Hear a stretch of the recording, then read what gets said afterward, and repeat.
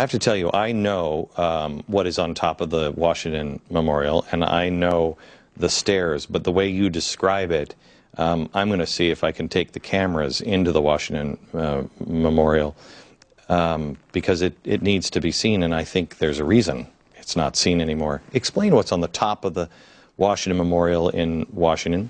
Nothing can be built higher than this, for this reason, and the stairs. So here's this obelisk that towers over the great city of Washington, D.C. And every morning as the sun comes up, it gets to see only the words that God and the Son can see.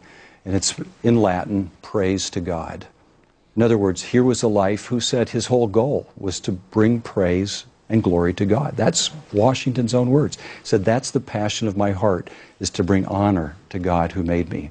The stairs. The stairs, as you walk up. You can't walk up them today. They won't they'll make you take the elevator. Of course, they think your heart can't handle it. Sure. I think it's a form of historical revisionism. They don't want you to see, as you go up the stairs, that there are Bible verses from the Proverbs all the way up to the top that were supplied by American people as they built that building as a testimony to their faith. And different organizations built it, right?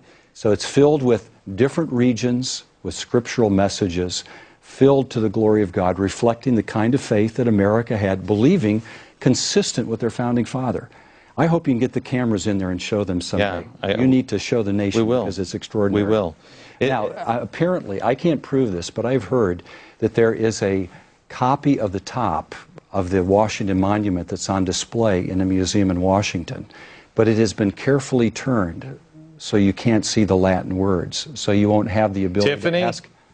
Tiffany, our executive producer, will you find out if that's true or not? We will find out if that's true. All right. Watchdogs? I've heard that said so many times, it must be true. So what I would love to have happen is to say, all right, you keep hiding the text that's on the top, but let's put a camera over and see what you're not letting anyone else see. Okay. Back in just a second.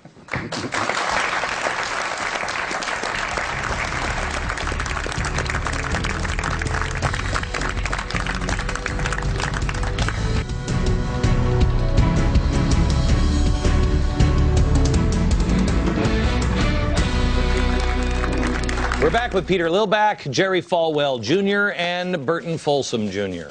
Let me go to the first junior, Jerry Falwell Jr. You're at Liberty University. Do you have a hard time finding teachers that will, professors that will teach? No, because we don't have much competition for professors who have the values that are important to Liberty, the ones who are willing to teach true history about our founding principles. We have a unique mission in that regard. So no, we've not had trouble finding teachers, but we do screen them very, very closely. What is your name there? Shoshana. Shoshana, you were saying in the break that, how old are you? I'm 17. You're 17. And do you learn any of this in school? I have learned none of this. I mean, I would have loved to, but I've learned absolutely none of it. We see that a lot with students from public schools who are taught that the Founding Fathers were anti-God, anti-religion, that they didn't want any mention of God in the public square. And so we really have to have a special course that's required of all students called Foundations of Government, to something that sort of does what the public schools no longer do, that brings them up to where 16-year-olds were a generation ago. Can I ask you a question? Because there will be people that are watching and they will say, well, see, now this is just a bunch of religious people that just want religion taught and crammed down. For instance, I have no problem. You want to teach evolution as a theory. And we do. We use the same textbooks as every other university. We teach it as a theory. We also teach some of the flaws of the theory. We have many students who transfer to Liberty because of the lack of academic freedom at secular universities. Right. They're ridiculed because they are conservatives. Their professors use the F word to describe them in class in front of their students. And so they come to Liberty because you can discuss all views and all thoughts, but conservative views are just anathema at many public universities. So, but what I want to ask is, you know, if you're looking at the history of our country. And you know, George Washington, any doubt that this man was an amazing, God-fearing Christian? Didn't he try to build it? Wasn't our army a Christian army? His words, not mine. That's right. He called them Christian soldiers defending the dearest liberties of their nation. Okay. So you have that going on. People will say, well, you're just trying to build a big Christian army here. The truth about the founders, and Peter, I'm sure you know this. I don't know if you know this. I don't mean to put you on the spot, but they were the biggest defenders of other religions. That's correct. Were they not?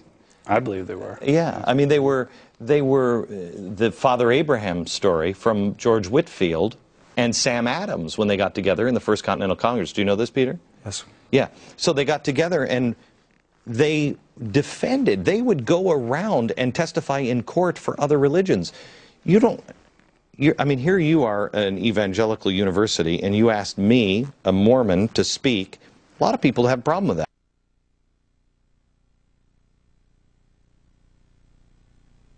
Protestants, people of no faith, Jewish people, who just believed three core issues. They believed in support for the state of Israel, strong national defense, and abortion and pro-life. And those were the three issues that united all those groups, and that was all it was. And isn't that, Peter, what the founders were trying to get to? Your father was just really repeating, and that's what we need to get to again, is people being cool. As Thomas Jefferson said, if it neither breaks my leg or picks my pocket, that's right. What difference does it make? It doesn't affect me. We need to get back to where we're tolerant of other people's views. It doesn't mean that we don't vigorously defend our point of view, but we are tolerant of others' faith, etc., etc. But it seems to me that we're entering a bigoted, the people who are called bigoted, are the ones who are saying, no, wait a minute. Now, wait a minute. I don't have a problem with teaching that. You do. That's why we have so many students transfer to Liberty, because they're faced with religious bigotry at other universities. And we believe in diversity of ideas. We don't put any cap on what can be discussed. It's just there's more freedom at Liberty, I'm told by students who have been there 2 or 3 years, than at secular universities. I have interns that go to school at several universities here in New York. They don't feel comfortable saying they work for me or for Fox. They don't feel comfortable. I mean, I've had one of them say to me, no. I mean, we joke. It's the Glenn Beck Witness Protection Program. I mean, it's amazing. Okay, we'll be right back in just a second.